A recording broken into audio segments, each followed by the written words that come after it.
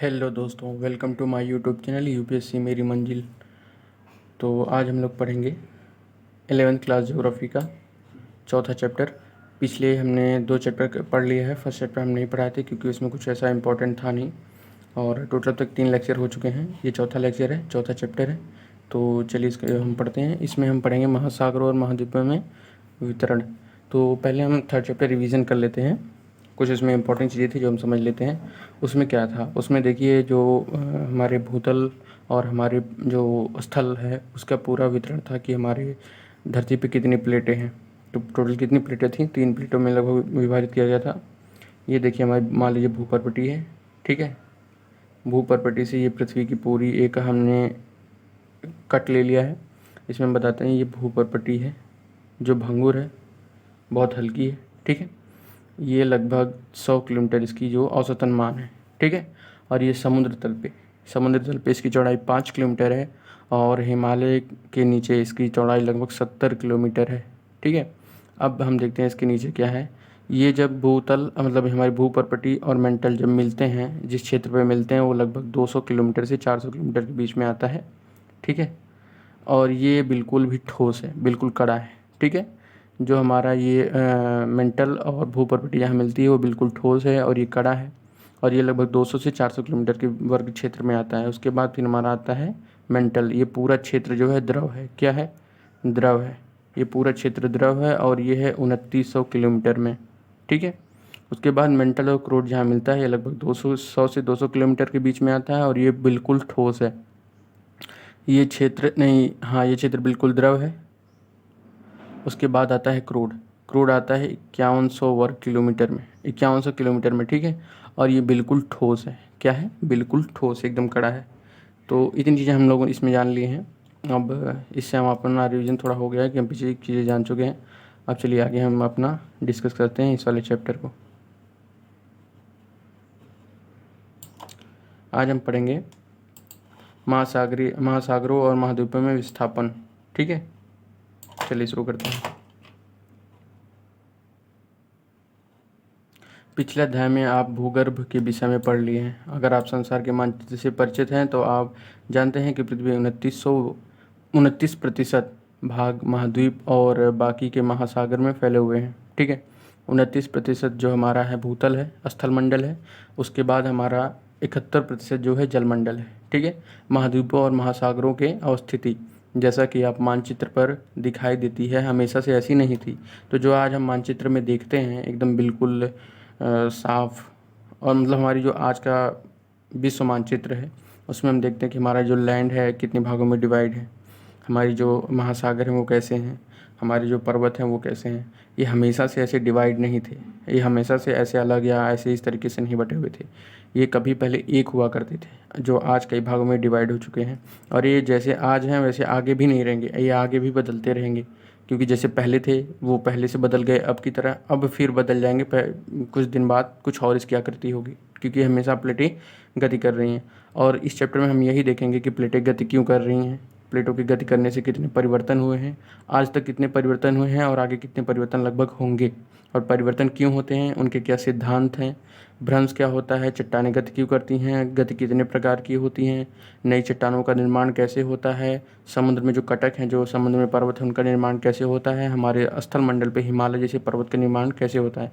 ये सारी चीज़ें हम इसी चैप्टर से जानेंगे। चलिए आगे देखते हैं। इसके अतिरिक्त यह भी एक तथ्य है कि आने वाले समय में भी महाद्वीप और महासागरों की स्थिति आज जैसी नहीं रहेगी। तो हमने बताया कि आज जैसी नहीं रहेगी।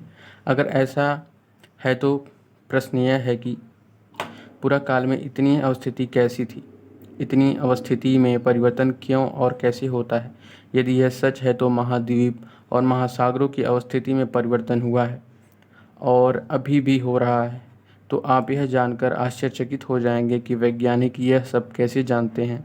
उन्होंने इस महाद्वीप और इस महासागरों की पहली स्थिति का निर्धारण कैसे किया होगा। इन प्रश्नों के उत्तर के और इसीलिए संबंधित प्रश्न ही इस अध्याय के विषय में हम जानेंगे, ठीक है। अब देखिए महाद्वीपीय प्रवाह। महाद्वीप कैसे प्रवाह करते हैं। प्रवाह मतलब होता है तैरना। तो महाद्वीप कैसे तैरते हैं, ठीक है, उसके बारे में हम जानकारी लेंगे। तो देखिए अटलांटिक महासागर तटरेखा की आकृति आकृति को ध्यान से देखें और महासागर की दोनों तरफ की तटरेखा में आश्चर्यजनक समिति मतलब बिल्कुल सिमिलरिटी। इसी समानता के कारण बहुत से वैज्ञानिकों ने दक्षिण व उत्तरी अमेरिका के, यूरोप व अफ्रीका के एक स्थान से जुड़े होने की संभावना को व्यक्त किया है। आप विश्व मानचित्र देखिए तो ऐसा लगता है कि जैसे अमेरिका है और इधर यूरेशिया यूरोप है और नीचे अफ्रीका है। ये ऐसा लगता है ना कि एक दूसरे से ऐसे अगर जोड़ दिया जाए तो एक दूसरे से मिल जाएंगे, बिल्कुल भी एकदम सट जाएंगे। ठीक है। विज्ञान के इतिहास के ज्ञात अभिलेखों से पता चलता है कि सन 1596 में एक डच मानचित्र है जिनका नाम था अब्राहम आर्टेलियस, ये आप नाम नोट कर लीजिएगा। ठीक है। अब्राहम आर्टेलियस ने सर्वप्रथम इस संभावना को व्यक्त किया जो एंटोनियो पहले पेलेग्रीनी। ठीक है। इस नाम को आप नोट कर लीजिएगा। देखिए जो एनसीईआरटी इसीलिए इतनी इंपॉर्टेंट मानी जाती है क्योंकि इसमें जो नाम जो डाटा मिलता है ना वो बहुत ऑथेंटिक होता है। ठीक है। तो आप इस चीज़ को नोट कर दीजिएगा। इन दोनों ने एक मानचित्र बनाया जिसमें इन्होंने महाद्वीपों को इकट्ठा दिखाया, एक साथ दिखाया। जर्मन मैक्सवादी अल्फ्रेड वेगनर ने महाद्वीपीय विस्थापन सिद्धांत दिया। देखिए महाद्वीप विस्थापन सिद्धांत जिसने दिया उनका नाम है अल्फ्रेड वेगनर। ठीक है। ये जर्मन थे और इन्होंने अल्फ्रेड वेगनर ने महाद्वीपीय विस्थापन मतलब महाद्वीप कैसे विस्थापित होते हैं इन्होंने सिद्धांत दिया। और ये सिद्धांत बहुत इंपॉर्टेंट है, अक्सर वह एग्जाम में पूछ लेता है, तो इसको भी आप नोट कर लीजिएगा। ठीक है। सन 1912 में प्रस्तावित किया इन्होंने, सन 1912 में ये अपना सिद्धांत प्रस्तुत किया। यह सिद्धांत महाद्वीप एवं महासागरों के वितरण में से संबंधित है। ठीक है। आगे देखते हैं। इस सिद्धांत की आधारभूत संकल्पना यह थी कि सभी महाद्वीप एक अकेले भूखंड से जुड़े हुए थे। ये नोट कर लीजिएगा। वेगनर के अनुसार आज के सभी महाद्वीप इस भूखंड के भाग थे तथा एक बड़े महासागर से घिरा हुआ था। उन्होंने इसे बड़े महाद्वीप और पैंथिया का नाम दिया। पैंथिया का अर्थ होता है संपूर्ण पृथ्वी। पैंथिया मतलब होता है जो स्थल मंडल है। ठीक है। विश्व का महासागर जो पैंथालासा जिसका अर्थ होता है जल ही जल, तो जो हमारा स्थल मंडल था उसको हम पैंजिया बोले। ठीक है। पैंजिया मतलब पूरा स्थल मंडल। ठीक है। उसके बाद जो पैंथालासा है उसका मतलब है जल मंडल। तो इन्होंने जो अपना प्रतिपादन प्रस्तुत किया था, जो अपना सिद्धांत प्रस्तुत किया था, इन्होंने बताया कि जो हमारी पूरी पृथ्वी आज की है जो कई भागों में डिवाइड हो गया है, यहाँ का स्थलमंडल वो पहले एक था जिसको पैंजिया बोला गया था, और जो जल मंडल है आज जो महासागर है वो सब एक था जिसको हम पैंथालासा बोलते थे। ठीक है। वेगनर के तर्क के अनुसार लगभग 20 करोड़ वर्ष पहले इस महाद्वीप पैंजिया का विभाजन आरंभ हुआ। ठीक है। पैंजिया पहले दो बड़े पिंडों में लॉरेंसिया और गोंडवाना लैंड में ये टूटा। तो ये अब यहाँ से लगभग हमें लगता है कि आप सभी सुने होंगे, अब तक पीछे की चीज़ें बहुत कम ही लोग जानते हैं, बट यहाँ से आप लोग इतना तो जानते होंगे गोंडवाना लैंड का अभी कुछ स्थल जो हमारे भारत में है जो सबसे पुराना है। ठीक है। जो हमारा पठार है वो गोंडवाना लैंड का ही एक क्षेत्र है जो बहुत पुराना है। क्रमशः उत्तरी व दक्षिणी भूखंड के रूप में विभक्त हुआ। इसके बाद लॉरेंसिया व गोंडवाना धीरे धीरे अनेक छोटे हिस्सों में बंट गया जो आज के महाद्वीप के रूप में महाद्वीपीय विस्थापन के पक्ष में अनेक प्रमाण भी प्रस्तुत किए गए हैं। इनमें कुछ इस प्रकार हैं। अब देखिए महाद्वीप कितने प्रकार में विभाजित हो गए हैं। ठीक है। महाद्वीपों में अब ये मिलते कैसे हैं। अब देखिए हमारे आज के वैज्ञानिक 1912 में इन्होंने पता लगाया, तो इन्होंने किस उद्देश्य मतलब किस पुख्ता सबूत से, किस तथ्य से इन्होंने बताया कि ये जो मतलब स्थल मंडल है पहले एक हुआ करते थे। इनको कोई सबूत मिला होगा, कोई साक्ष्य मिला होगा, तब तो इन्होंने इतना प्रस्तुत किया, इतना कॉन्फिडेंटली इन्होंने बोला। तो वो साक्ष्य क्या हैं वो हम जानेंगे। ठीक है। दक्षिण अमेरिका व अफ्रीका के आमने सामने की तटरेखा अद्भुत त्रुटि रहित है, सामने दिखती है। मतलब ये दोनों अमेरिका और अफ्रीका के जो सामने की जो रेखा है वो बिल्कुल ऐसा लगता है कि जैसे दो कागज़ को फाड़ के अलग अलग कर दिया गया हो और दोनों एक दूसरे की जो कटाफ है दोनों मतलब एकदम बिल्कुल सेम मिलते हैं। यही ध्यान देने योग्य है। 1964 ईस्वी में बुलर्ड ने एक कंप्यूटर प्रोग्राम की सहायता से अटलांटिक तटों को जोड़ते हुए एक मानचित्र तैयार किया तथा तटों का यह साम्य बिल्कुल सही सिद्ध हुआ। ठीक है। साम्य बिठाने का यह कोशिश आज की तटरेखा की अपेक्षा लगभग 1000 फैदम की गहराई की तटरेखा के साथ नापी गई थी। मतलब ये समुद्र की कुछ गहराई को लेकर नापी गई थी, समुद्र की कुछ गहराई को एक साथ जोड़ी गई थी। ठीक है।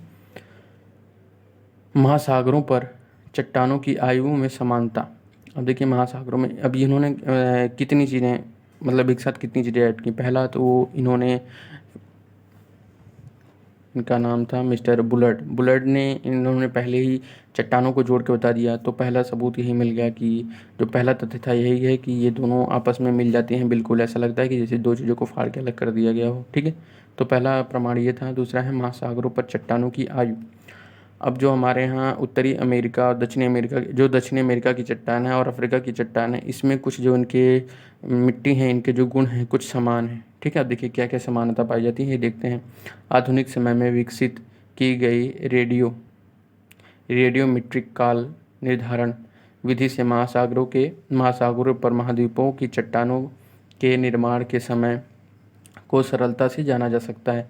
200 करोड़ वर्ष प्राचीन सेल समूह की एक चट्टान ब्राज़ील तट के पश्चिम अफ्रीका के तट पर मिलती है। हमने बोला ना, ब्राज़ील जो तट रेखा है और अफ्रीका की जो तट रेखा है, इन दोनों पर की जो मिट्टी हैं, जो यहाँ के गुणधर्म वो बिल्कुल समान हैं, जो आपस में मेल खाती हैं। दक्षिण अमेरिका व अफ्रीका की तट रेखा एक साथ पाए जाने वाले आरंभिक समुद्री निक्षेपण जुरेसिक काल की हैं।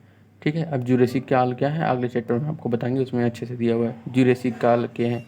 इसमें यह पता चलता है कि यह इस समय से पहले महासागर की उपस्थिति वहाँ नहीं थी। जुरेसिक काल में वहाँ पे महासागर नहीं था। जुरेसिक काल के बाद जब वहाँ दोनों चट्टानों में विस्थापन हुआ तब वहाँ पे जाके समुद्र महासागर आ गया। ठीक है। जब वो चट्टानें एक दूसरे से दूर हुई तब वहाँ पे जाके महासागर आ गया। ठीक है। तो ये दूसरा हो गया। अब तीसरा क्या है, टिलाइट। टिलाइट से हमें कैसे पता चलता है, ये भी एक साक्ष्य है। टिलाइट वे अवसादी चट्टानें हैं जो हिमानी निक्षेप से निर्मित होती हैं। टिलाइट क्या है, टिलाइट मतलब जैसे मान लीजिए पर्वतों पे जहाँ हिमानी होता है वहाँ से जब बड़े बर्फ़ के गोले एक साथ ऐसे पिघलते हैं तो अपने साथ अपने आगे से कई सारी मिट्टी जो अवगात जमा कर लेते हैं ऐसे इस तरीके से, और जहाँ आके रुकते हैं वहाँ से फिर ये तो पिघल जाते हैं, पर ये जो ऊपर से मिट्टी अवगात जमा हो जाता है, ये एक टिलाइट, ये एक टीला नुमा बन जाता है। ठीक है। एक टीला नुमा, एक पर्वत जैसा, मतलब छोटी पहाड़ी जैसा टिलाइट नुमा बन जाता है। ठीक है। भारत में पाए जाने वाले गोंडवाना श्रेणी में तलछटों के प्रतिरूप दक्षिण गोलार्ध के 6 विभिन्न स्थलखंडों में मिलते हैं। गोंडवाना श्रेणी के आधार तल में घने टिलाइड हैं। ठीक है। अब गोंडवाना पे वहाँ पे तो कोई बर्फ़ था ही नहीं, तो वहाँ पे टिलाइड कैसे बन गए। आप ही सोचिए, अगर वहाँ पे कोई बर्फ़ ही नहीं था, वहाँ पे कोई पर्वत अभी है ही नहीं जहाँ पे बर्फ़ जमी, तो वहाँ पे टिलाइड कैसे मिल गया। तो ऐसा मान लेता है कि पहले वहाँ पे कोई पर्वत ऐसा रहा होगा जहाँ पे बर्फ़ जमी रही होगी, और जब बर्फ़ पिघली होगी, जब बर्फ़ अपने साथ बही होगी तो अपने साथ अवगात लेके आई होगी, फिर टिलाइट का निर्माण किया होगा, बर्फ़ पिघल के चली गई और जिसकी वजह से वहाँ पे टिलाइट बन गया, जो विस्तृत या लंबे समय तक हिम आवरण या हिमाच्छादन की ओर इंगित करता है। ऐसा लगता है कि वहाँ पे बहुत समय तक वहाँ पे पहले बर्फ़ ढकी हुई थी, वहाँ पे बर्फ़ थी। इस क्रम में हम प्रतिरूप भारत के अतिरिक्त अफ्रीका, फॉकलैंड के द्वीप, मेडागास्कर और अंटार्कटिक और ऑस्ट्रेलिया में मिलते हैं। गोंडवाना श्रेणी के तलछटों में यह समानता स्पष्ट करती है कि स्थलखंडों के इतिहास में भी समानता रही है। हिमानी निर्माण, टिलाइट चट्टानें पुरातन जलवायु और महाद्वीपों के विस्थापन से स्पष्ट प्रमाण प्रस्तुत करते हैं। ठीक है। अब देखते हैं, ये तीसरा हो गया। अब चौथा देखते हैं, प्लेसर निक्षेप। अब पढ़ते हैं प्लेसर निक्षेप। ठीक है। घना तट तथा सोने के बड़े निक्षेपों की उपस्थिति व उद्भव चट्टानों की अनुपस्थिति एक आश्चर्यजनक तथ्य है। ठीक है। अभी जैसे कि यहाँ पे कैसी कैसी चीज़ें, चट्टानें जो एकदम बिल्कुल सेम मिल जा रही हैं, वहाँ पे निक्षेप जो है बिल्कुल सेम मिल जा रहे हैं। ठीक है। अब प्लेसर निक्षेप क्या है ये भी देखते हैं। संयोजन सोनायुक्त सिराएं ब्राज़ील में पाई जाती हैं। ब्राज़ील में सोने पाए जाते हैं तथा यह स्पष्ट है कि घाना में मिलने वाले सोने की निक्षेप ब्राज़ील के पठार से उस समय के निकले हुए जब ये दोनों महाद्वीपों के एक दूसरे से जुड़े थे। अब देखिए जो ब्राज़ील के सोने हैं और जो अफ्रीका के महाद्वीप के जो सोने हैं, इनके जो दोनों के गुणधर्म मिलाए जाते हैं बिल्कुल सेम है। तो अब आप ही सोचिए कि इस बीच में इतना बड़ा महासागर आ गया है, तो ये दोनों सेम कैसे हैं? ये दोनों सेम इसलिए हैं क्योंकि कभी बहुत पहले ये दोनों एक एक साइड जुड़े हुए थे। जब एक दोनों से एक जुड़े हुए थे तब यहाँ पे जो सोना था वो बिल्कुल एक जैसा था।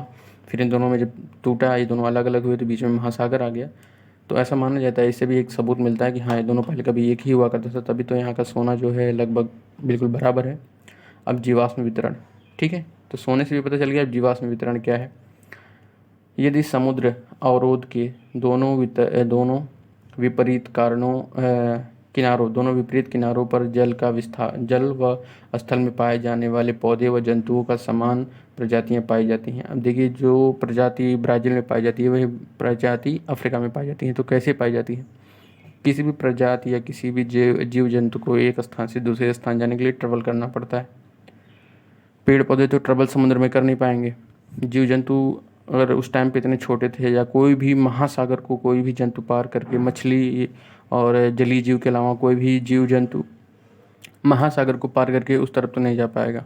ठीक है, तो ऐसा माना जाता है कि अगर जीव जंतु जो उस तट पे और इस तट पे जो समान पाए जाते हैं, तो ऐसा माना जाता है कि ये दोनों कभी एक ही रहे होंगे और आज टूट के अलग अलग हो गए हैं, इसीलिए इन दोनों में समानता पाई जाती है। पाए जाने वाले जीव जंतुओं में समानता प्रजातियां पाई जाती हैं जो उनके वितरण की संख्या में समानता जो उनकी वितरण की व्याख्या में समस्याएं उत्पन्न करती है। इस प्रेक्षण से लेमूर, भारत में मेडागास्कर व अफ्रीका में मिलने वाले कुछ वैज्ञानिकों ने इन तीनों स्थलखंडों को एक सतत स्थलखंड लेमूरिया, ये नोट कर लीजिएगा, लेमूरिया, ठीक है, इन तीनों स्थलखंडों को जोड़कर लेमूरिया की उपस्थिति के स्वीकारा, ठीक है। मासोसारस नाम से छोटे रेंगने वाले जीव केवल उथले खारे पानी में ही मिलते हैं, ठीक है। इनकी अवस्थितियाँ केवल दक्षिण अफ्रीका और दक्षिणी केप प्रांत के ब्राज़ील में इरावर सेल समूहों में ही मिलते हैं। ये दोनों स्थान आज एक दूसरे से लगभग 4800 किलोमीटर दूर पर हैं। इनके बीच में एक महासागर विद्यमान है, ठीक है। इन दोनों क्षेत्रों के बीच में 4800 किलोमीटर की दूरी है और इन दोनों के बीच में एक महासागर है जो 4800 किलोमीटर की कितना दूर है, ठीक है, मतलब बड़ा है।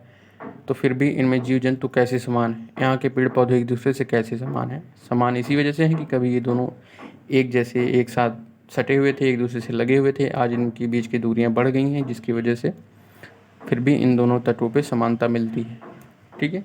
आगे देखते हैं प्रवाह संबंधी बल। अब देखिए प्रवाह संबंधी बल क्या होता है। वेगनर के अनुसार महाद्वीपीय विस्थापन को 2 कारण दिए गए हैं। तो जो वेगनर साहब थे उन्होंने स्थल को जो विस्थापित हुए हैं, जो एक दूसरे से दूर हुए हैं, इनके विस्थापित के इन्होंने 2 कारण दिए हैं जो दोनों सही नहीं माने जाते हैं, ठीक है।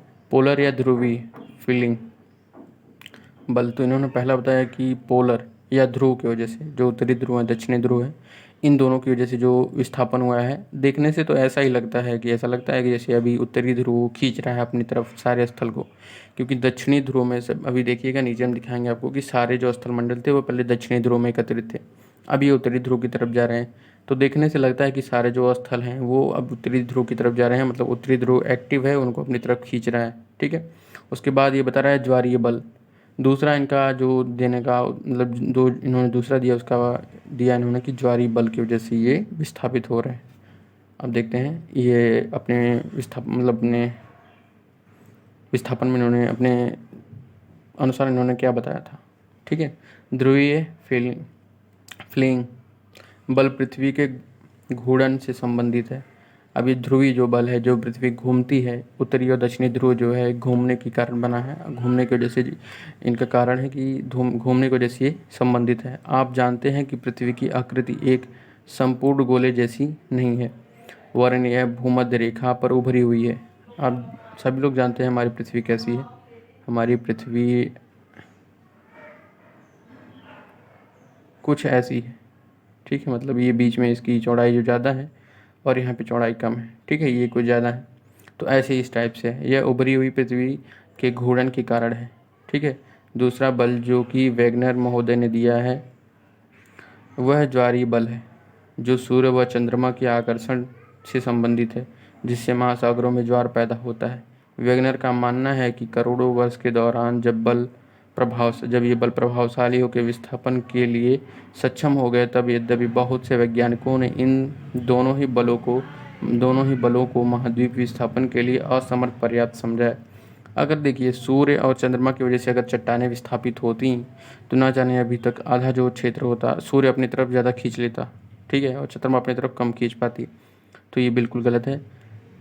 दूसरा इन्होंने बताया कि ध्रुवी, तो ऐसा देखने से तो लगता है कि हाँ ध्रुवी जो ध्रुव अपनी तरफ खींच रहे हैं, क्योंकि पहले उत्तरी ध्रुव में सारी चट्टानें थीं, अब वो मतलब पहले दक्षिणी ध्रुव में चट्टानें थीं, अब उत्तरी ध्रुव की तरफ चल रही हैं। देखने से तो ऐसा ही लगता है, अभी दिखाएंगे आप लोगों को। अब संवहन धारा सिद्धांत। अब ये संवहन धारा सिद्धांत क्या है ये जानते हैं। तो संवहन धारा सिद्धांत के लिए आपको कोई बड़ी चीज़ पे फोकस करना होगा। रुक जाइए यहाँ पे।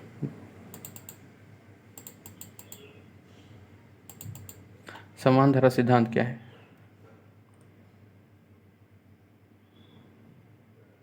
जैसे मान लीजिए कि ये कोई चट्टान है, ठीक है, ये एक चट्टान है, ये दूसरी चट्टान है, ठीक है। ये दोनों ऐसे मान लीजिए कभी जुड़ी हुई थी। अब आज ये या तो ये आगे बढ़ रही है इस साइड पे, ये आगे बढ़ रही है इस साइड पे, ठीक है। अब जो यहाँ पे नीचे द्रव अवस्था में लावा है, ये लावा है। अब जब ये दोनों बढ़ रहे हैं तो एक तो नीचे जाएगा, एक चट्टान जो है जिसका घनत्व ज़्यादा होगा वो नीचे दब जाएगी, ये चट्टान नीचे जाने लगी, ठीक है। ये चट्टान ऊपर जाने लगी। जब ये चट्टान नीचे जाएगी, ये चट्टान ऊपर जाएगी, तो इस जगह पे बनेगी जगह, ठीक है। ये चट्टान नीचे जाके द्रव बनती चली जाएगी, तो यहाँ से जो लावा है वो इसके साथ ऊपर आएगा। इसकी वजह से भी लोग कहते हैं कि ये लावा की वजह से भी जब ये चट्टानें लड़ती हैं तो एक नीचे जाती है एक ऊपर जाती है, जिसकी वजह से इसमें जो प्रवाह होता है, ये वाला ऊपर, संवहन किसे कहते हैं। संवहन मतलब नीचे से ऊपर जाना, ऐसे सीधे ऊर्ध्वाधर। तो ये चट्टानें ऊपर जा रही हैं जिसकी वजह से इसमें संवहन गति हो रही है, इसको ही कहते हैं संवहन गति, ठीक है।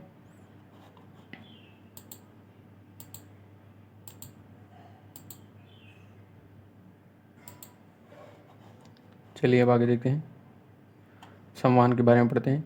1930 के दशक में अर्थात आर्थर होम्स, ठीक है, आर्थर होम ने मेंटल भाग में संवहन धाराओं के प्रभाव की संभावना व्यक्त की। इन्होंने बताया कि संवहन धारा भी जैसी कुछ चीज़ होती है। तो इन्होंने बताया 1930 में आर्थर होम्स ने बताया कि संवहन धारा जैसी चीज़ भी एग्जिस्ट करती है दुनिया में। और ये क्या है ये इन्होंने ही बताया। ये धाराएं रेडियो एक्टिव तत्वों से उत्पन्न तथा रेडियो तत्वों से उत्पन्नता विभिन्न से मेंटल भाग में उत्पन्न होता है, ठीक है। होम्स ने तर्क दिया कि पूरे मेंटल भाग में इस प्रकार की धाराओं का तंत्र विद्यमान है। यह उन प्रवाह बलों की व्याख्या प्रस्तुत करने में प्रयास था।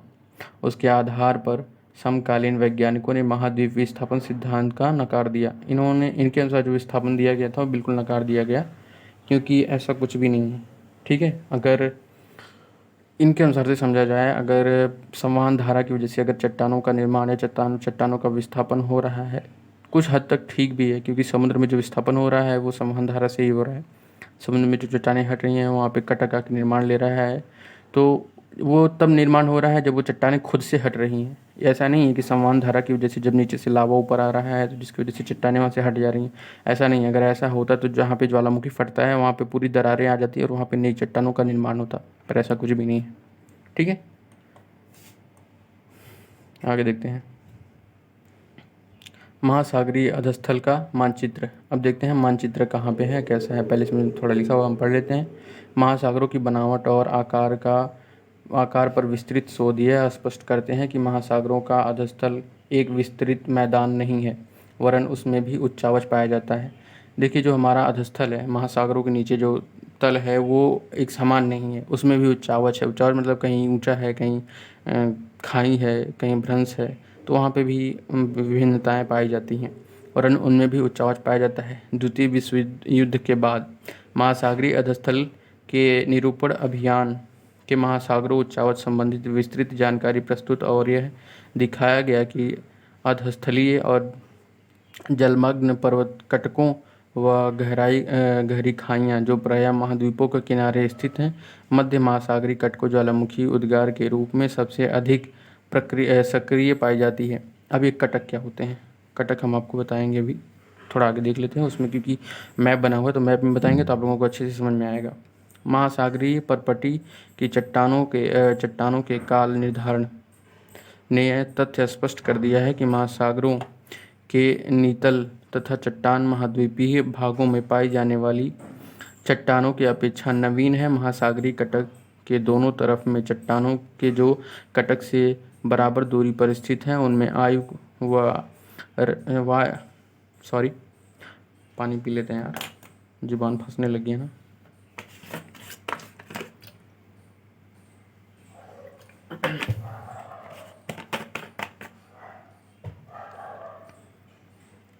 महासागरीय कटक के दोनों तरफ चट्टानें जो कटक के बराबर दूर स्थित हैं उन पर उनकी आयु व रचना भी आश्चर्यजनक समान है। हम आपको यहाँ पे समझा देते हैं, इंतज़ार नहीं करेंगे मैप का, ठीक है। कहाँ पे समझाएं?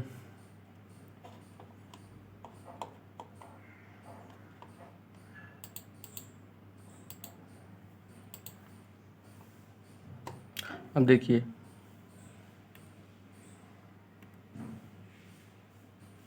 खुल जाए यार।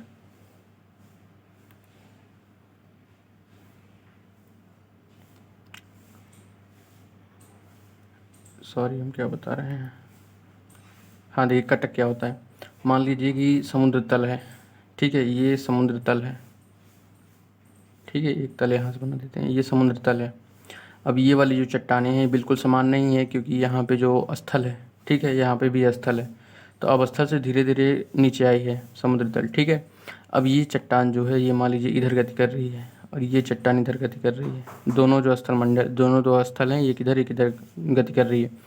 अब ये आप लोगों को पता है कि समुद्र से जो गहराई है मेंटल की, इसमें लगभग 5 किलोमीटर गहराई है, ये है 5 किलोमीटर में, ठीक है। तो जब ये चट्टान इधर जाएगी, ये चट्टान इधर जाएगी, तो 5 किलोमीटर की जो खाई बनेगी, तो खाई बनने की जैसे इसमें जो लावा है, ये जो लावा है ये सीधे ऊपर की तरफ गति करेगा। क्या करेगा? सीधे ऊपर की तरफ गति करेगा। ये लावा जब ऊपर निकलेगा, यहाँ पे आएगा तो ऊपर पानी है, और पानी के संपर्क में आते ही ये ऐसे जम जाएगा, ऐसे जम के इस जगह को भर देगा, फिर ये जगह जुड़ जाएगी। जितना ये चट्टान इधर जाएगा, जितना ये चट्टान आगे बढ़ेगा, उतना यहाँ पे जगह बनती जाएगी, और यहाँ पे जो जगह बनेगी वहाँ पे ये लावा आके भरता चला जाएगा, लावा आके भरता चला जाएगा, ठीक है। जिसकी वजह से यहाँ पे जो चट्टानें बनेंगी वो चट्टानें नई होंगी, बिल्कुल नवीन होंगी, ये चट्टानें पुरानी होंगी, और यहाँ पे जो नई चट्टानें बनेंगी वो बिल्कुल नई होगी, और यहाँ पे जो पर्वतनुमा बनेगा वो उसको हम कटक कहते हैं, ठीक है। अब आप लोग इतना तो समझ गए होंगे।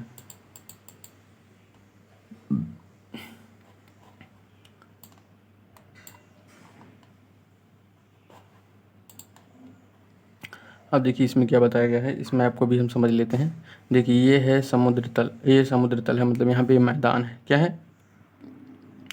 ये है मैदान। उसके बाद ये क्या है? ये जो है समुद्र तल यहाँ से शुरू हो जाता है, ये औसतन ऊंचाई इसकी है, ठीक है। औसतन ऊंचाई कितनी है? ये औसतन तल है, ठीक है।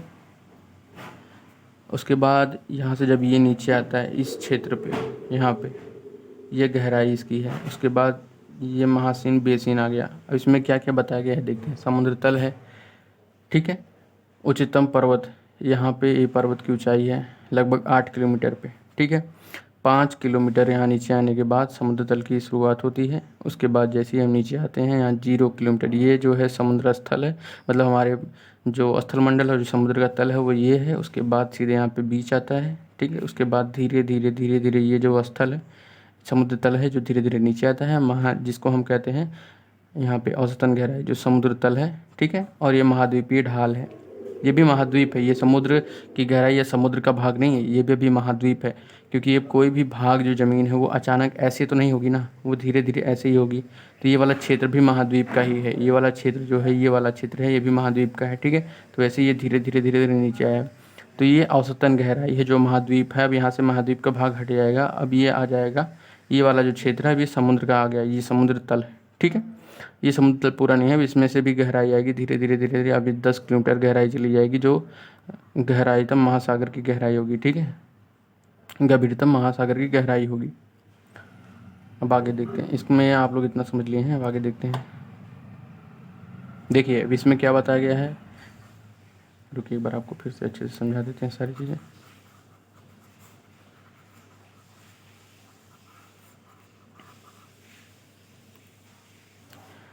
देखिए जो जहाँ से समुद्र तल की शुरुआत होती है वहाँ से 100 किलोमीटर तक बीच होता है। ठीक है, मतलब वो भी स्थल मंडली है, तो कम गहराई होती है वहाँ पे गहराई कितनी होती है, लगभग 5 किलोमीटर के आसपास। उसके बाद 200 से 300 किलोमीटर तक, ठीक है, 200 से 300 किलोमीटर तक होती है क्या, महाद्वीपीय ढाल होता है। ये ढाल, ये जो क्षेत्र होता है ये भी महाद्वीप का ही होता है, महाद्वीप का ही भाग होता है। उसके बाद 300 से 500 किलोमीटर के बीच ये समुद्र तल आ जाता है। 300 से 500 किलोमीटर के बीच ये जो है समुद्र तल आ जाता है, जिसकी गहराई वहाँ से फिर 5 किलोमीटर होती है। ठीक है, चलिए अब आगे देखते हैं, यही आपको मैं इसमें समझाना बाकी रह गया था। महासागरीय अधस्थल की बनावट, अब यहाँ से हम देखेंगे महासागरीय अधस्थल की बनावट। महासागरीय जो अधस्थल है उसकी बनावट कैसी है। इस भाग में हम महासागरीय तट की बनावट से संबंधित कुछ ऐसे तथ्य का अध्ययन करेंगे जो महासागर व महाद्वीपों में वितरण को समझने में मदद करेगा। महासागरीय तल की आकृतियाँ अध्याय 13 में विस्तार से हम पढ़ेंगे, तो उसको अध्याय 13 में पढ़ेंगे। फिलहाल यहाँ पे जो लिखा हो वो पढ़ लेते हैं। वर्णी तक की गहराई व उच्चावच के प्रकार के आधार पर महासागरीय तलों को 3 प्रमुख भागों में विभाजित किया गया है। पहला है महाद्वीपीय सीमा, दूसरा है गहरे समुद्र बेसिन और तीसरा है महासागरीय सीमा कटक। अब देखिए इसी में हम बता देते हैं आपको क्या क्या कैसे कैसे दिया गया है। जो पहला है महासागरीय सीमा, फिर गहरे समुद्र बेसिन, फिर महासागरीय कटक। तो इस वाले चित्र में हम आपको बताते हैं, कहाँ गया, इस वाले चित्र में पहला जो है ये है महासागरीय सीमा है। ठीक है, तो ये भी महासागर का ही सीमा है, ये है महासागरीय सीमा। ठीक है, उसके बाद ये आता है महासागरीय तल। ठीक है, जो महासागरीय बेसिन है, उसके बाद आता है महासागरीय कटक। इस वाले क्षेत्र में जहाँ पे चट्टानें हटती हैं तो वहाँ पे जो पर्वत बनता है उसको हम महासागरीय कटक कहते हैं। ठीक है, तो ये 3 भागों में बटा हुआ है। अब आगे हम पढ़ते हैं।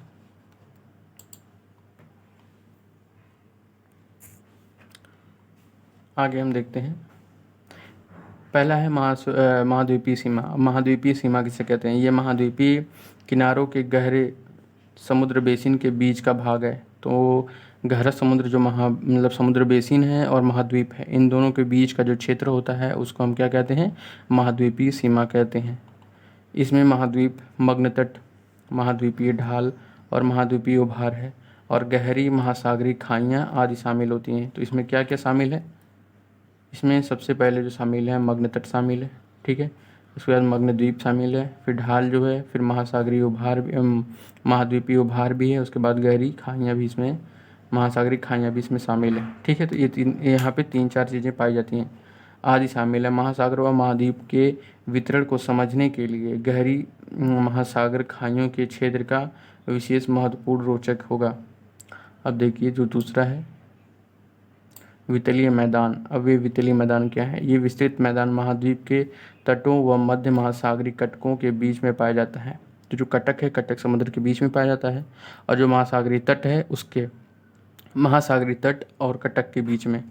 महासागरीय तट मतलब आपको हम समझाते हैं, जैसे मान लीजिए कि ये है पूरा ये तल, ठीक है, तो ये जो स्थलमंडल हो गया।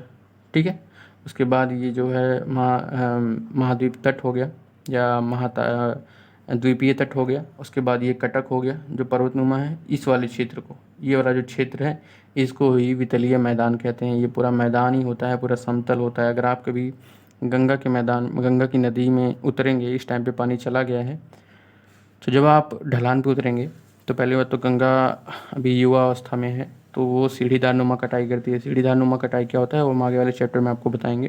तो जब आप नदी में उतरेंगे नीचे, इस समय पानी चला गया है, तो पहले अचानक से ढाल आएगी जो लगभग 10 फीट से 15 फीट की गहराई होती है। उसके बाद फिर आपको पूरा एकदम समतल मैदान दिखेगा।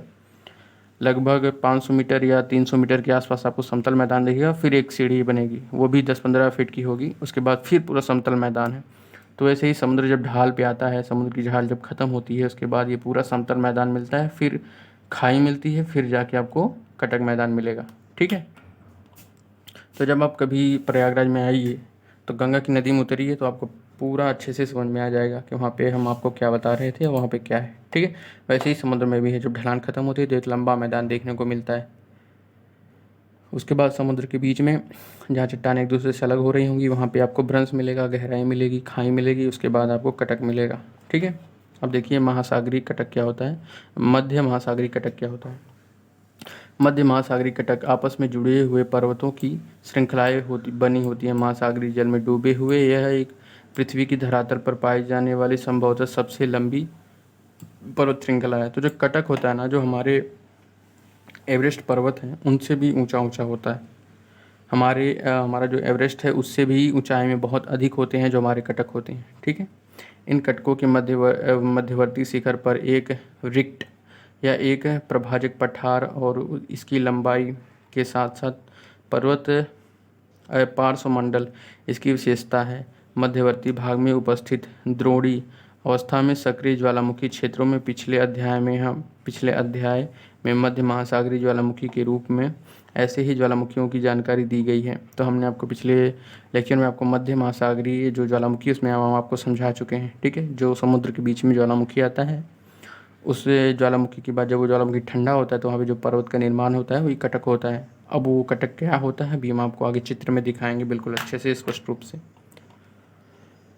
तो कटक हो गया। अब देखिए भूकंपीय और ज्वालामुखी वितरण, इसकी वजह से भी चट्टानें एक दूसरे से अलग होती हैं, बदलती हैं और उन्हीं की वजह से ये आता है। भूकंपीय गतिविधियाँ व ज्वालामुखी वितरण का दिए गए एक मानचित्र 4.5 और 4.5 का अध्ययन करें। अभी हम देखेंगे 4.5 कहाँ है।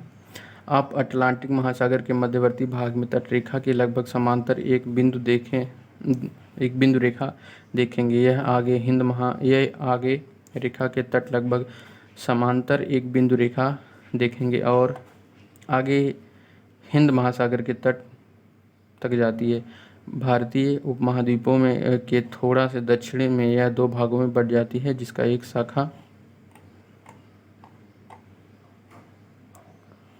शाखा पूर्व अफ्रीका की ओर चली जाती है और दूसरा म्यांमार में। ठीक है, चलिए म्यांमार से होते हुए न्यू गिनी की एक ऐसी रेखा से मिल जाती है।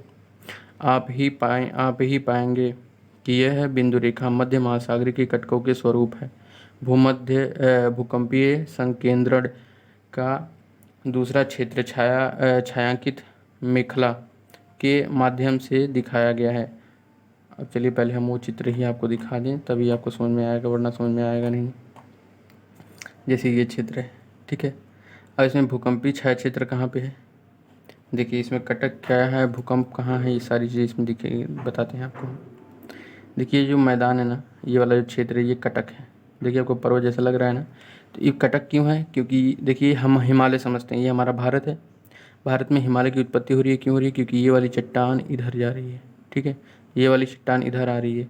ये अपने भारत की जो चट्टान जो है इसका जो गुणधर्म है वो हल्का है, इसका आणविक मान जो हल्का है, तो ये ऊपर है, बाकी जो चीन वाली चट्टान है वो नीचे धंस रही है। ठीक है, तो जिसकी वजह से यहाँ पे पर्वत का निर्माण हो रहा है। ठीक है, तो ये ऐसी चट्टानें देखिए, ये वाला जो भाग इधर ये वाला भाग इधर गति कर रहा है, सॉरी ये वाला भाग ऊपर जा रहा है, ये वाला भाग ऐसे नीचे आ रहा है। तो ये दोनों जब आपस में टकरा रहे हैं तो यहाँ पे जो है पूरा कटक का निर्माण हो रहा है, इस क्षेत्र में पूरा कटक का निर्माण हो रहा है। अब आपको ये वाला जो क्षेत्र दिख रहा है, ये वाला क्षेत्र जो दिख रहा है ये पूरा भूकंपीय क्षेत्र है। क्या है, ये पूरा भूकंपीय क्षेत्र है। और ये वाला जो क्षेत्र, ये वाली जो रेखाएं हैं, ये जो आपको ऐसे सीधी सीधी दिख रही हैं, ये रूपांतरित है। मतलब ये चट्टानें अगर इधर गति कर रही है तो ये वाली इधर गति कर रही होगी, या ये वाली भी इधर ही गति कर रही होगी। मतलब ये दोनों एक दूसरे के समांतर गति कर रही होगी। और समांतर गति करने की वजह से यहाँ पे खाई का निर्माण होगा, भ्रंश का निर्माण होगा। ठीक है, दो चीज़ आपको समझ में आ गई ना बिल्कुल अच्छे से। और ये वाला जो क्षेत्र है ये भूकंप वाला क्षेत्र है। ठीक है, ये वाला जो क्षेत्र है यहाँ पे, ये वाले क्षेत्र में जो भूकंप आते रहते हैं। ठीक है, चलिए आगे देखते हैं, पढ़ते हैं जहाँ से हम शुरुआत किए थे, इस वाले क्षेत्र को।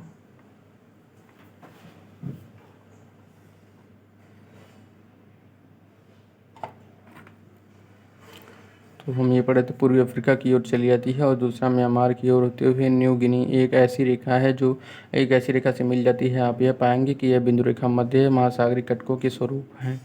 भूकंपीय संकेंद्रण के का दूसरा क्षेत्र छायांकित मेखला से मध्य से दिखाया गया है और अल्पाइन हिमालय की श्रेणी और प्रशांत महासागर के किनारों के स्वरूप हैं। सामान्यतः मध्य महासागरीय तटों के क्षेत्रों में भूकंप का उद्गम केंद्र गहराई में है, जबकि यह अल्पाइन हिमालय पट्टी व प्रशांत हिमालय महासागरीय किनारों पर के ये केंद्र अधिक गहराई पर है। ज्वालामुखी के मानचित्र भी इसी का अनुकरण करते हैं और प्रशांत महासागर के किनारे को संकेंद्री ज्वालामुखी के क्षेत्र होने के कारण रिंग ऑफ फायर कहा जाता है। अब देखिए रिंग ऑफ फायर किसको कहा जाता है, यहाँ से नोट कर लीजिएगा। प्रशांत महासागर के किनारे को सक्रिय ज्वालामुखी के क्षेत्र होने के कारण यहाँ रिंग ऑफ फायर, ठीक है, प्रशांत महासागर वाला रिंग ऑफ फायर भी कहा जाता है। अब सागरी अधस्थल क्या है, इसको हम पढ़ते हैं। जैसा कि ऊपर वर्णित किया गया है कि प्रवाह उपरांत अध्ययनों में महत्वपूर्ण जानकारी प्रस्तुत की गई है जो कि वैगनर के महाद्वीपीय स्थान सिद्धांत के समय उपलब्ध नहीं थी। चट्टानों के पूरा चुंबकीय अध्ययन के महासागरीय तल के मानचित्र ने विशेष रूप से निम्न तथ्यों का उजागर किया है। अब देखिए कौन कौन से तथ्य हैं, इसको बस आप पढ़ लीजिए। हमें पता है कि आप लोगों को ये बोर लग रहा होगा, बट पढ़ते चलिए। देखिए, कुछ पाने के लिए कुछ खोना पड़ता है। अगर आप इसको नहीं समझेंगे तो आप कभी भी भ्रंश को नहीं समझ पाएंगे, कभी भी कटक को नहीं समझ पाएंगे, कभी भी स्थल के प्रवाह को नहीं समझ पाएंगे। जब तक ये चीज़ें नहीं समझेंगे तब तक पर्वत पठार मैदान कैसे समझेंगे। तो ये चीज़ें बोरिंग हैं, थोड़ी अजीब सी लग रही होंगी क्योंकि ये किताब लिखी ही ऐसी गई है, ठीक है, दिमाग को थका देने वाली। तो परेशान मत होइए, बस आप सुनते चलिए। देखिए बहुत सारे लोग मतलब ऐसे कहते हैं ना कि सर हम पहली बार पढ़ के भूल जाते हैं, सर हमको समझ में नहीं आ रहा है। तो जब हमने पढ़ना स्टार्ट किया था ना तो पहली बार में हमको भी कुछ समझ में नहीं आया था।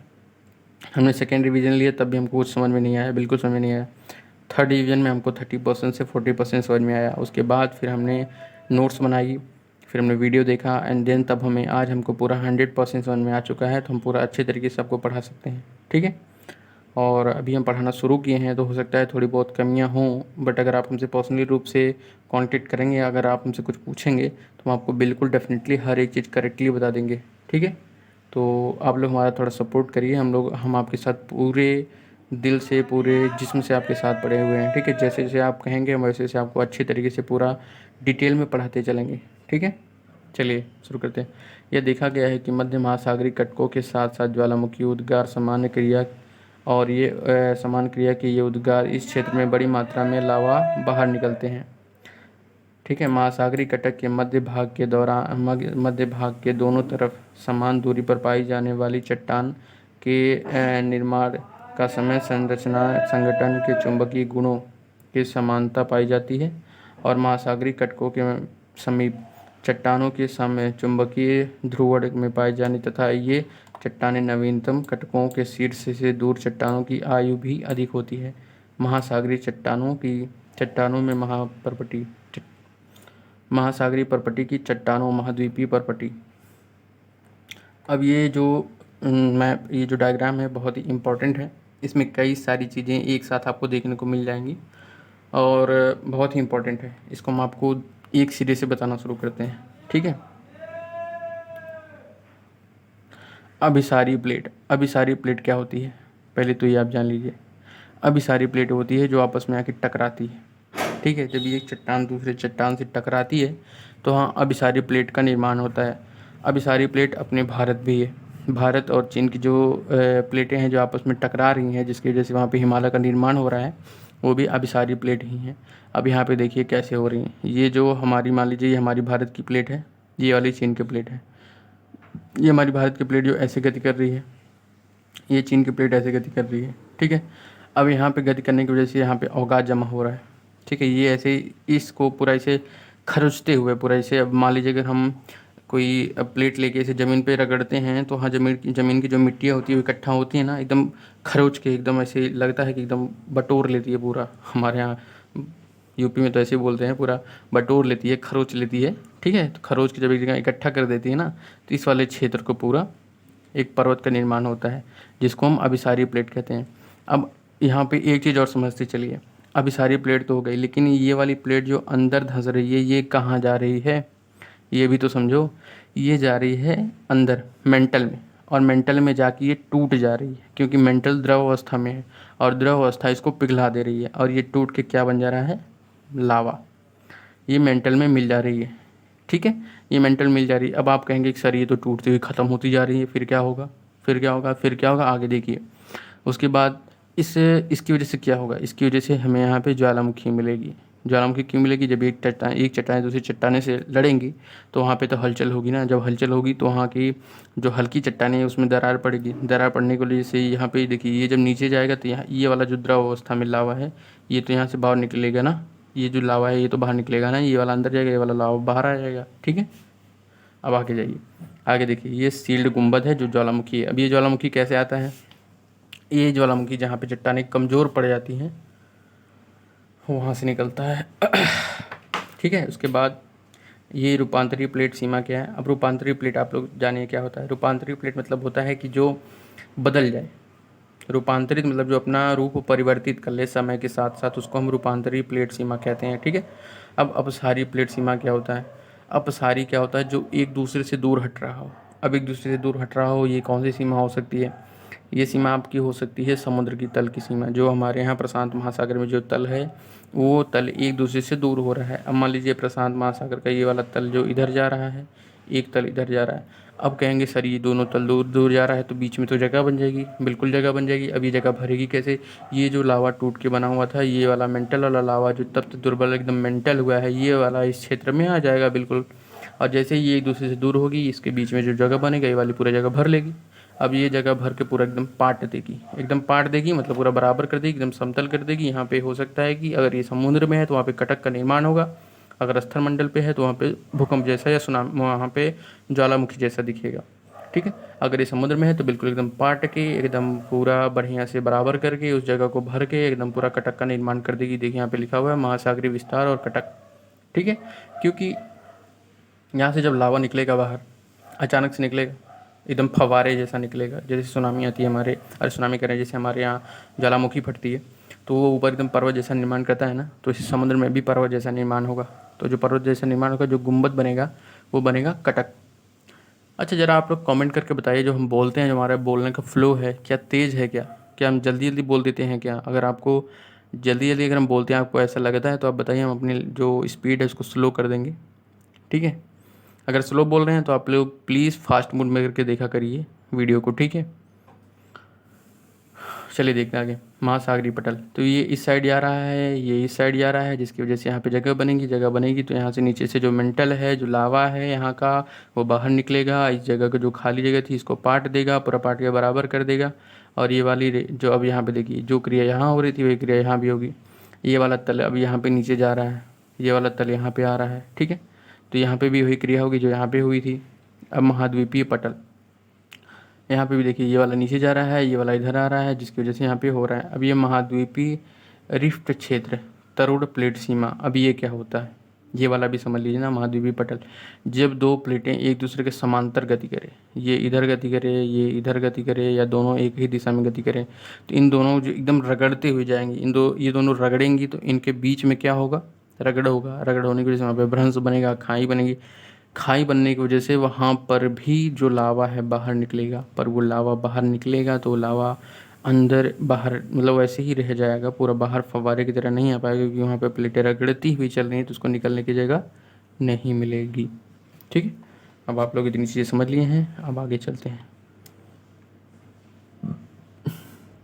कि चट्टानों की अपेक्षा अधिक गहराई, महासागरीय परपट्टी की चट्टान कहीं 20 करोड़ वर्ष अधिक पुरानी नहीं है। जो महासागर की चट्टानें हैं, जहाँ पे जैसे मान लीजिए कि अब ये वाली चट्टानें जो यहाँ पे नई चट्टानें बनेंगी, ये वाली चट्टान जो यहाँ पे बनेगी, इस वाली चट्टान से तो नहीं रहेगी ना, तो वही कह रहा है। अब देखिए गहरी खाइयों में भूकंप का उद्गम अधिक गहराई में होता है, ठीक है। जो गहरी खाइयाँ होती हैं इसमें जो भूकंप आते हैं वो अधिक आते हैं, जबकि मध्य महासागरीय तटों के क्षेत्र में भूकंप का उद्गम केंद्र भूकंप कम आता है, ठीक है, गहराई में विद्यमान होता, कम गहराई में विद्यमान होता है। अब देखिए जो हमारे स्थल पे भूकंप आते हैं वो तो बेसिकली अंदर ही आएंगे ना यार, ऊपर कैसे आएंगे, ऊपर कोई प्रेशर ही नहीं है, ऊपर कोई ज़्यादा दबाव मतलब उस तरीके से कोई हलचल नहीं है। ऊपर जो हमारी जो मिट्टी वो भंगुर है, बिल्कुल टूटी उटी है, उसमें कोई प्लेटों का मतलब ऐसा कुछ है ही नहीं कि वहाँ पे कोई प्लेट हट रही है या कोई प्लेट लग रही है, वो पूरा एक ही प्लेट है, तो ऊपर कैसे आएगी। अब समुद्र तल के नीचे क्योंकि वहाँ पे 5 ही किलोमीटर पे मेंटल मिल जाता है, इसलिए वहाँ पे जो प्लेटें होती हैं वो कठोर होती हैं। कठोर होने की वजह से उन पे जब बदलाव होता है या वो टूटती हैं या वो उसमें कोई भी परिवर्तन होता है, तो वहाँ पे जो भूकंप आता है वो 5 किलोमीटर के अंदर ही आता है, मतलब ऊपर आता है, पटल पे आता है। लेकिन हमारे यहाँ जो 70 किलोमीटर से 100 किलोमीटर की जो गहराई है इस वाले इसके लिए यहाँ पे अगर आता भी है भूकंप तो 100 किलोमीटर के अंदर ही आता है, इसलिए हमारे यहाँ जो भी भूकंप आता है वो मेंटल और भूपर्वतीय के बीच में आता है। और महासागर में जो भी भूकंप आता है वो सीधे भूपर्वतीय पे आता है, ठीक है, क्योंकि वहाँ पे गहराई कम है, यहाँ पे गहराई ज़्यादा है।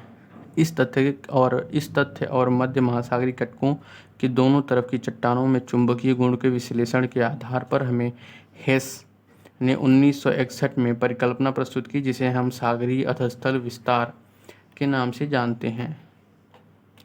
अब जरा ये मैप आप समझ लीजिए, इस मैप को देख के आपको क्या लगता है, इस मैप को देख के आपको क्या लगता है। ऐसा लग रहा है ना कि जैसे ये वाली चट्टानें हैं, ये जो हमारी प्लेट हैं पहले ही इधर थी, लग रहा है ना। देखिए ये सब दक्षिण है, ये दक्षिण है, ये उत्तर है, ऐसा लग रहा है कि जैसे सब दक्षिण में है, ठीक है। फिर यहाँ भी लग रहा है कि जैसे कुछ चट्टानें ऊपर जा रही हैं, ये देखिए भारत है, ठीक है। ऐसे लग रहा है ना जैसे ये ऊपर जा रही हैं, ठीक है, ये दक्षिण में पूरा थी, अब ये ऊपर जा रही हैं। इसमें भी लग रहा है ना कि इतनी चट्टानें उत्तर में चली गई, ऊपर चली गई, उत्तर में चली गई, ये दक्षिण है।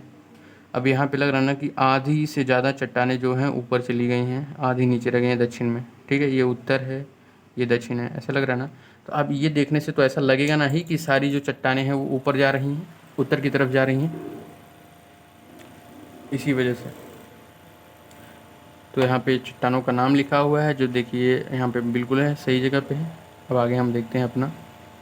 इस टाइम पे देखिए जो सारी जो चट्टानें हैं वो उत्तर में चली गई हैं, यहाँ दक्षिण साइड के, और कभी किसी समय जो देखिए सब दक्षिण में थी, इस वाले में देखिए सब दक्षिण में थी, इधर थी, और इस समय देखिए सब उत्तर में है। कुछ चट्टानें जो हैं दक्षिण में रह गई हैं, ठीक है। आगे देखते हैं। यार प्यास लग गई है, बोलते बोलते मुँह सूख हो जाता है बिल्कुल भी।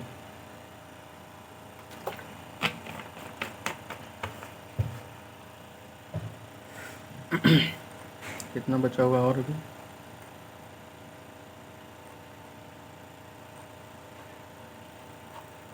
चलिए आज लगता है क्लास थोड़ी लंबी होगी, पर कोई बात नहीं, आज इसको हम लोग कंप्लीट कर लेंगे।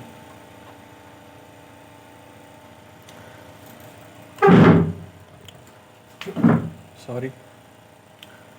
कि तर्कानुसार किसके तर्कानुसार भाई, यहाँ देखिए हेस के तर्कानुसार महासागरीय तटों के शीर्ष पर लगातार ज्वालामुखी उद्भेदन से महासागरीय परपटे में विभेदन हुआ है। भूकंप और ज्वालामुखी की वजह से जो महापरपटी है, जो स्थल है महासागरीय जो परपटी है, उसमें विभेदन मतलब उसमें त्रुटि आई है, ठीक है। दोनों परपटी की तरफ में दोनों तरफ धकेला जा रहा है, इस प्रकार महासागरीय अधस्थल में विस्तार हो रहा है। ये क्या बता रहे हैं, एक चट्टान इधर जा रही है, एक चट्टान इधर जा रही है, इस बीच में लावा आके जमा हो रहा है, तो ये चट्टान जो है विस्तारित हो रही है, ठीक है। महासागरीय चट्टानें विस्तारित हो रही है, महासागरीय परपटी का अपेक्षाकृत नवीनतम होना है। इसके साथ ही एक महासागरीय विस्तार से दूसरे महासागर के न सिकुड़ने पर हेन्स ने महासागरीय परपटी के छेपड़ की बात की है। हेस के अनुसार यदि ज्वालामुखी परपटी से नई परपटी का निर्माण हो रहा है, तो दूसरी तरफ महासागर के गर्तों में इसका विनाश भी हो रहा है। चित्र और सागरीय तल और विस्तार के मूलभूत संकल्पना दिखाई देती है। अब एक चीज़ तो आप लोगों के कुछ लोगों के मन में आई होगी, और जो लोग अगर ध्यान से पढ़ रहे हैं तो उनके मतलब दिमाग में कंफर्म हो गया होगा, लेकिन कुछ लोगों के मन में ये बात आई होगी कि सर अगर ये मान लीजिए समुद्र तल है, ठीक है, अगर ये समुद्र तल है, यहाँ पे नई चट्टानें आ रही हैं, और ये चट्टानें इधर खिसक रही हैं, ये चट्टानें इधर खिसक रही हैं, तो कहीं पे तो ये सिकुड़ भी रही होंगी। अगर मान लीजिए इधर से कोई चट्टान आ रही है, इधर से कोई, तो ये कहीं पे सिकुड़ भी तो रही होगी। ऐसा नहीं है मेरे भाई, अगर यहाँ पे नई चट्टाने का निर्माण हो रहा है, ये चट्टान इधर से आ रही है, तो एक चट्टान तो इसके नीचे जाके ख़त्म भी तो हो रही है। ये चट्टान ऊपर जा रही है, यहाँ पे एक ख़त्म हो रही है, तो यहाँ पे ऐसे पर्वत बन रहा है। लेकिन यहाँ पे जो चट्टान आ रही है, अब सोचिए, एक चट्टान यहाँ पे ऊपर जा रही है, एक चट्टान नीचे आके ख़त्म हो रही है, ठीक है। तो यहाँ पे तो ये इक्वल रह गया। यहाँ पे अगर नई बन रही है तो यहाँ पे तो आके ख़त्म भी हो रही है ये चट्टानें, जितनी यहाँ पे नई बन रही है उतनी यहाँ पे ख़त्म भी तो हो रही है, मतलब इक्वल है, ठीक है। तो कोई भी परिवर्तन नहीं हो रहा है। अब आगे देखते हैं प्लेट विवर्तनिकी, ये बहुत इंपॉर्टेंट है, इसको आप लोग नोट कर लीजिएगा, ठीक है। ये इंपॉर्टेंट है थोड़ा, क्योंकि इसमें क्वेश्चन बनते हैं प्री में। सागरीय तल विस्तार अवधारणा के पश्चात विद्वानों का महाद्वीपों में महासागरों के वितरण के अध्ययन में फिर से रुचि पैदा हुई। सन 1967 में मैकेंजी पार्कर और मॉर्गन ने स्वतंत्र रूप से उपलब्ध विचारों में समन्वित की अवधारणा प्रस्तुत की, जिसमें प्लेट विवर्तनिका, ये नई अवधारणा है जो अभी तक मानी जाती है। प्लेट विवर्तनिका कहा गया, यह एक विवर्तनिक प्लेट है जिसमें लिथोस्फीयर प्लेट भी कहा जाता है। ये आप नोट कर लीजिए, जिसको लिथोस्फीयर प्लेट भी कहा जाता है। ठोस चट्टानों का विशाल व अनियमित आकार से खंड है, अनियमित आकार का खंड है, जो महाद्वीपीय व महासागरों के स्थलों से मिलकर बना हुआ है। ये प्लेटें दुर्बलता मंडल पर एक दृढ़ इकाई के रूप में क्षैतिज अवस्था में चलती रहती है, क्षैतिज अवस्था में चलायमान है। स्थल मंडल में परपटी एवं ऊपर मेंटली सम्मिलित किया जाता है, जिसकी मोटाई लगभग 5 से 100 किलोमीटर की महाद्वीपीय भागों में लगभग 200 किलोमीटर है। एक प्लेट को महाद्वीपीय या महासागरीय प्लेट भी कहा जा सकता है, जो कि इस बात पर निर्भर करता है कि इस प्लेट का अधिकतर भाग महासागर अथवा महाद्वीप से संबंध है। उदाहरणार्थ प्रशांत प्लेट मुख्यतः महासागरीय प्लेट है, जबकि यूरेशियन प्लेट जो है महाद्वीपीय प्लेट कहा जाता है। प्लेट विवर्तनिका के सिद्धांत के अनुसार पृथ्वी के स्थलमंडल 7 मुख्य प्लेटें हैं। 7 मुख्य प्लेट व कुछ छोटे छोटे लगभग 200 छोटे छोटे प्लेट में विभक्त है, जो नवीनतम व पर्वत श्रेणियाँ, खाइयाँ और भ्रंश इन मुख्य प्लेटों में सीमांकित हैं। अब देखिए ये प्लेटें कौन कौन सी हैं, देख लेते हैं।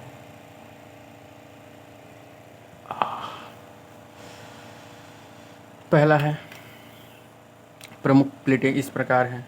अंटार्कटिक प्लेट, जिसमें अंटार्कटिक और इसको 4 ओर से घेरती हुई महासागरीय प्लेट में शामिल हैं। उत्तरी अमेरिकी प्लेट, जिसमें पश्चिम अंटार्कटिक तल सम्मिलित हैं, तथा ये दक्षिणी अमेरिकी प्लेट व कैरेबियन द्वीप इसमें से इसकी सीमा से निर्धारित करता है, ठीक है। दक्षिणी अमेरिका प्लेट, पश्चिमी अंटार्कटिक, इसमें आपको हम पहले यहाँ पे दिखा देते हैं, रुकिए पहले नाम बता दीजिए सबको, उसके बाद दिखाते हैं, ठीक है। पहला है अंटार्कटिक प्लेट, जिसमें अंटार्कटिक और इसके चारों ओर से घिरती हुई महासागरीय प्लेट भी शामिल हैं, और उत्तरी अमेरिका प्लेट, जिसके पश्चिम अटलांटिक तल सम्मिलित हैं, तथा दक्षिण अमेरिका प्लेट पर कैरेबियन द्वीप इसकी सीमा में निर्धारित करते हैं। दक्षिण अमेरिका प्लेट पश्चिम अटलांटिक तल समेत उत्तरी अमेरिका प्लेटों के कैरेबियन द्वीप से पृथक करती है। प्रशांत महासागरीय plate, Indo Australian New Zealand plate, Africa plate, उसके बाद आती है यूरेशियन प्लेट, ठीक है। तो ये सारी प्लेटें हैं। अटलांटिक प्लेट, उत्तरी अमेरिका प्लेट, ठीक है। अब देखिए इसमें हम आपको प्लेट बता देते हैं कहाँ कहाँ पे कौन कौन सी है।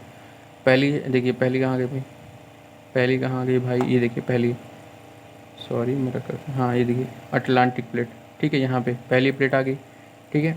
दूसरी प्लेट यहाँ पे है उत्तरी अमेरिका प्लेट, ठीक है। उसके बाद तीसरी प्लेट यहाँ पे आ गई दक्षिणी अफ्रीका प्लेट, ठीक है। उसके बाद चौथी प्लेट यहाँ पे आ गई अफ्रीका प्लेट, ये 6वीं है। चौथी कहाँ गई, यहाँ पे आ गई प्रशांत महासागरीय प्लेट। उसके बाद 5वीं आ गई इंडो ऑस्ट्रेलियन प्लेट। उसके बाद अफ्रीका प्लेट, 6वीं और 7वीं यहाँ है यूरेशियन प्लेट, ठीक है।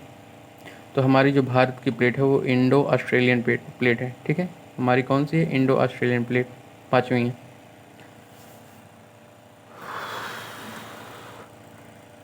अरे यार कड़न हो रही है इतनी देर से बैठे बैठे। कोकोकस प्लेट। अब ये कोकोकस प्लेट जो छोटी छोटी प्लेटें हैं, कुछ महत्वपूर्ण छोटी छोटी प्लेटें, कोकोकस प्लेट। यह प्लेट मध्यवर्ती अमेरिका के प्रशांत महासागरीय प्लेट के बीच में स्थित है। उसके बाद नजाक नजका प्लेट। यह दक्षिण अमेरिका के प्रशांत महासागर प्लेट के बीच में स्थित है। उसके बाद अरेबियन प्लेट, इसमें से अधिकतर अरब प्रायद्वीपीय भूभाग में सम्मिलित है। उसके बाद आती है फिलीपीन प्लेट। यह एशिया महाद्वीप में प्रशांत महासागर प्लेट के बीच में स्थित है। उसके बाद आती है कैरोलियन प्लेट, कैरोलिन प्लेट। ठीक है, थोड़ा ल बोलने में थोड़ी दिक्कत होती है। कैरोलिन प्लेट यह है न्यू गिनी के उत्तर और फिलीपीन व इंडियन प्लेट के बीच स्थित है। उसके बाद है फ्यूजी प्लेट। फ्यूजी प्लेट में यह ऑस्ट्रेलिया के उत्तर में स्थित है। ठीक है, तो 6 जो छोटी प्लेटें हैं जिसके बारे में हमने पढ़ा है। अब आगे देखते हैं। ग्लोब पर ये प्लेटें पृथ्वी के ऊपर इतिहास काल में लगातार वितरण कर रही हैं। वेगनर के संकल्पना की केवल महाद्वीप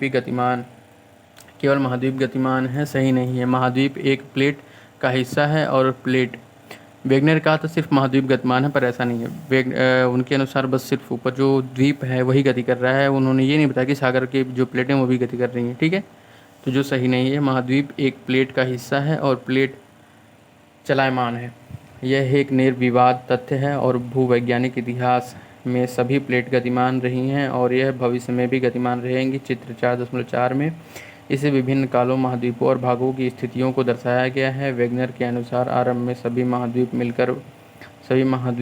मिलकर बना एक सुपर महाद्वीप पैंजिया के रूप में विद्यमान था। यद्यपि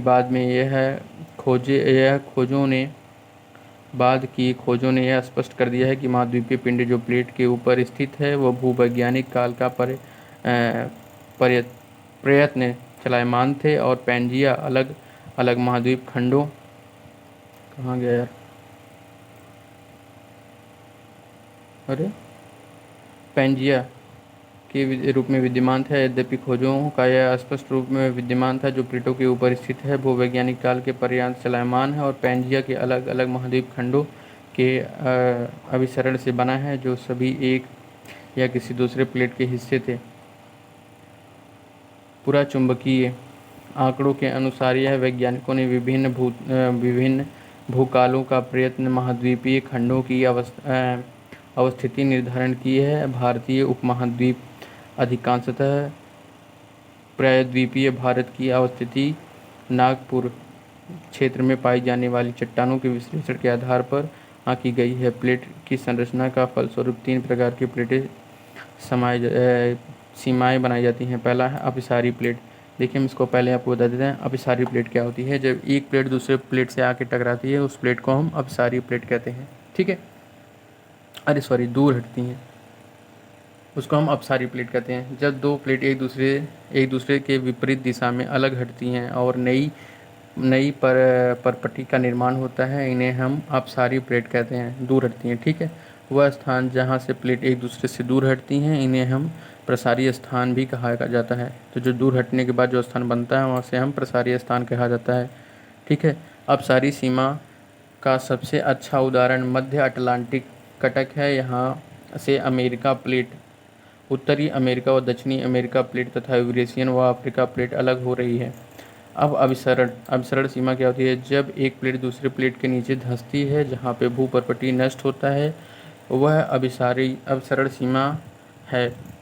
वह स्थान जहाँ पर प्लेट धंसती हैं इसे प्रविष्ठन क्षेत्र भी कहते हैं। अब देखिए, प्रविष्ठन क्षेत्र जहाँ से हटती है उसको हम प्रसारी क्षेत्र कहते हैं, जहाँ पे नष्ट होती है उसे हम प्रविष्टन क्षेत्र कहते हैं। ये आप शब्द नोट कर लीजिएगा। ठीक है, अभिसरण 3 प्रकार से हो सकते हैं। पहला है महासागरीय व महाद्वीपों के प्लेट के बीच अभिसरण, दूसरा है 2 महासागरीय प्लेटों के बीच अभिसरण, और तीसरा है 2 महाद्वीपों प्लेट के बीच में अपसरण। ठीक है, अब रूपांतरी सीमा क्या है? रूपांतरी सीमा मतलब एक दूसरे के समांतर चलने वाली, जहाँ ना तो कोई परपटी नष्ट हो रही हो ना किसी का निर्माण हो रहा हो, उन्हें रूपांतरित सीमा कहते हैं। इनका कारण है कि इस सीमा पर प्लेट एक दूसरे के साथ साथ क्षैतिज दिशा में चल रही हैं। रूपांतरित भ्रंश दो प्लेट रूपांतरित भ्रंश दो प्लेटों को अलग अलग करने वाले हैं जो सामान्यतः मध्य महासागरीय कटकों के लंबवत स्थिति में पाए जाते हैं, क्योंकि कटकों के शीर्ष पर एक ही समय में सभी स्थानों पर ज्वालामुखी उद्गार नहीं होता है। ऐसी पृथ्वी का एक अक्ष दूसरे दूर प्लेट के हिस्से में विभिन्न प्रकार की गति करते हैं। इसके अतिरिक्त पृथ्वी के घूर्णन का भी प्लेटों के अलग खंडों पर विभिन्न प्रभाव पड़ता है। ठीक है, प्लेटों में प्रवाह की दर कैसे निर्धारित की जाती है, अब इसको देखते हैं। प्लेटों का प्रवाह की दरें, लग रहा है काफ़ी टाइम हो गया यार, कितना 1 घंटे की क्लास चलिए, और अभी हम देख लेते हैं, छोटा सा और बचा हुआ है। सामान्य व उत्क्रमण चुंबकीय क्षेत्र की पट्टियाँ जो मध्य महासागरीय कटक के समांतर हैं, और वह प्लेट प्रवाह की दर समझने में वैज्ञानिकों के लिए सहायक सिद्ध हुई है। प्रवाह की ये दर बहुत ही भिन्न है। आर्कटिक कटक की प्रवाह की दर सबसे कम है, इसकी दर है 2.5 सेंटीमीटर प्रति वर्ष। ये आप नोट कर लीजिएगा, ठीक है, किसका, आर्कटिक कटक का। ईस्टर के द्वीप में निकट पूर्वी प्रशांत महासागरीय उभर रहे हैं, जो चिली से लगभग 3,400 किलोमीटर के पश्चिम की ओर दक्षिण प्रशांत महासागर में है। इसकी प्रवाह की दर 5 सेंटीमीटर है, सबसे ज़्यादा है, वर्ष से भी अधिक है। ठीक है, 5 सेंटीमीटर प्रति वर्ष से भी अधिक है, सबसे ज़्यादा है प्रशांत महासागर की जो सीमा है, जो बढ़ रही है। अब प्लेट को संचालित करने वाले मतलब उसको चलाने वाले बल कौन कौन से हैं, ये देखते हैं।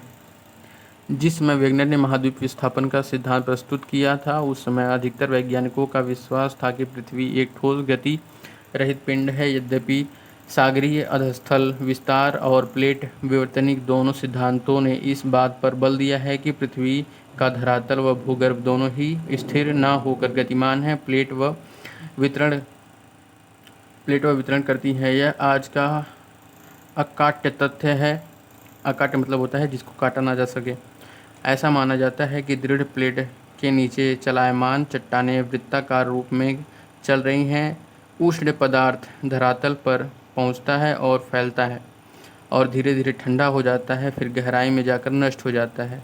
वही जो एक प्लेट जाके नीचे नष्ट हो रही है, फिर नीचे समुद्र में जो कटक की तरह नया प्लेट उत्पन्न हो रहा है, ये वही बता रहा है। यह चक्र बारंबार दोहराया जा रहा है।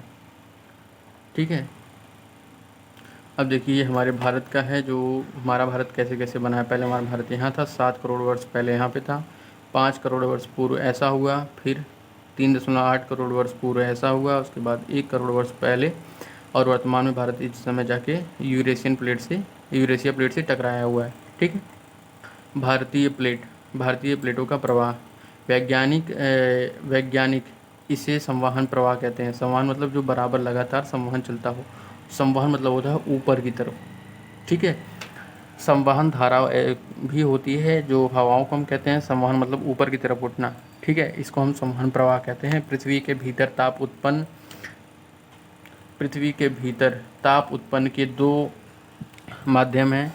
रेडियोधर्मी तत्वों के क्षय और अवशिष्ट ताप, अर्थात हेम्स ने सन 1930 में इस विचार को प्रतिपादित किया, जिसने बाद में हैरी हेस ने सागरीय तल विस्तार की अवधारणा को प्रभावित किया। दृढ़ प्लेटों ने दुर्बलता व उष्ण मेंटल है जो प्लेटों को प्रवाह करती है। भारतीय प्लेटों का संचलन। अब भारतीय प्लेट चलती कैसे हैं।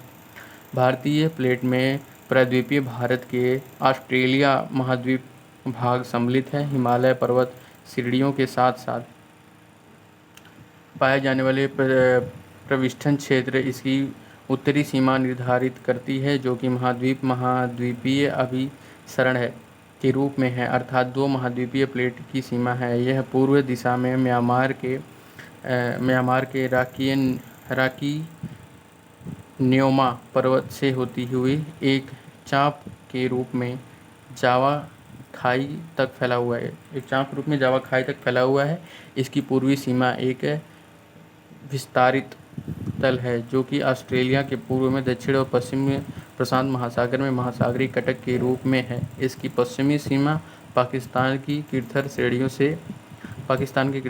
के अनुसरण करती है। ये चीज़ें आप नोट करते चलिएगा, जो भी इसमें डाटा हुआ है बिल्कुल इंपॉर्टेंट है। ठीक है, यह हमसे पूछ भी सकता है कि हमारी जो भारतीय सीमा है वो कहाँ कहाँ किस किस से टकरा रही है, किस किस से मिल रही हैं, ठीक है, और कहाँ कितनी बड़ी हैं।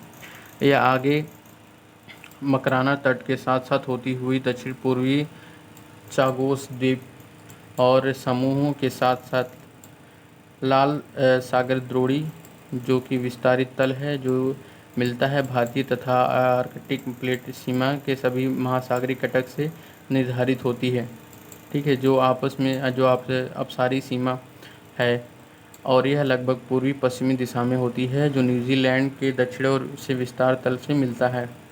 भारत एक बृहद द्वीप है, जो ऑस्ट्रेलिया तट से दूर एक विशाल महासागर में स्थित है।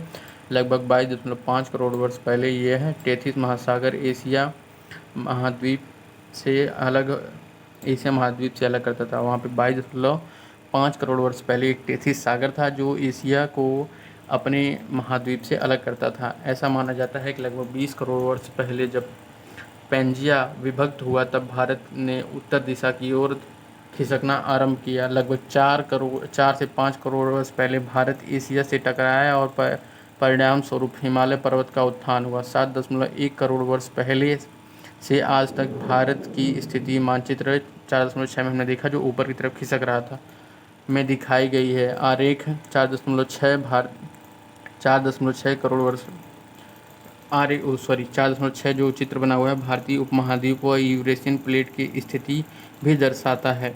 आज से लगभग 14 करोड़ वर्ष पहले यह उपमहाद्वीप सुदूर दक्षिण लगभग 50 अंश दक्षिण अक्षांश पर स्थित था। इन दो प्रमुख प्लेटों के टेथिस सागर से अलग करता था, और कौन से सागर से? टेथिस सागर से अलग करता था, और तिब्बत के खंड एशिया स्थलखंड के करीब करीब था, ठीक है। भारतीय प्लेट यूरेशियन प्लेट की तरफ प्रवाह के दौरान एक प्रमुख घटना घाटी वह थी लावा प्रवाह के दक्कन फ्रेम का निर्माण होना, और ऐसा लगभग 6 करोड़ वर्ष पहले हुआ, आरंभ में हुआ। यह एक लंबे समय तक जारी रहा। याद रहे कि उपमहाद्वीप तब भी भूमध्य रेखा के निकट था, लगभग 4 करोड़ वर्ष पहले, और इसके पश्चात हिमालय की उत्पत्ति आरंभ हुई, और वैज्ञानिकों का मानना है कि यह प्रक्रिया अभी जारी है और हिमालय की ऊंचाई अभी बढ़ रही है, ठीक है। इसके बाद क्वेश्चन आ जाता है, और आप लोग क्वेश्चन ज़रूर सॉल्व कर लीजिएगा। अगर आपको कोई क्वेश्चन समझ में नहीं आ रहा है तो आप हमें ज़रूर क्वेश्चन भेजें, हम उसको लिख कर आपको उसका ज़रूर आंसर देंगे। और ये देखिए, इसमें जो आंसर है ना, ये हमारे लिए बहुत मतलब आप देखिए अभी 150 शब्दों में आप लिखने का प्रयास करिए। जब आप आगे जाएंगे मीन्स राइटिंग में प्रैक्टिस करेंगे, तो इसमें आपको बहुत सारा फ़ायदा होने वाला है। तो क्लास लंबी होती जा रही है, इसको अपलोड करने में प्रॉब्लम आएगी। तो धन्यवाद, अगर आप लोग यहाँ तक देखे हुए हैं, सभी को धन्यवाद। और इस क्लास को आप लोग प्लीज़ अपने दोस्तों में शेयर करिए, और चैनल को लाइक और सब्सक्राइब करिए प्लीज़, आपसे निवेदन है। चलिए चलते हैं, धन्यवाद।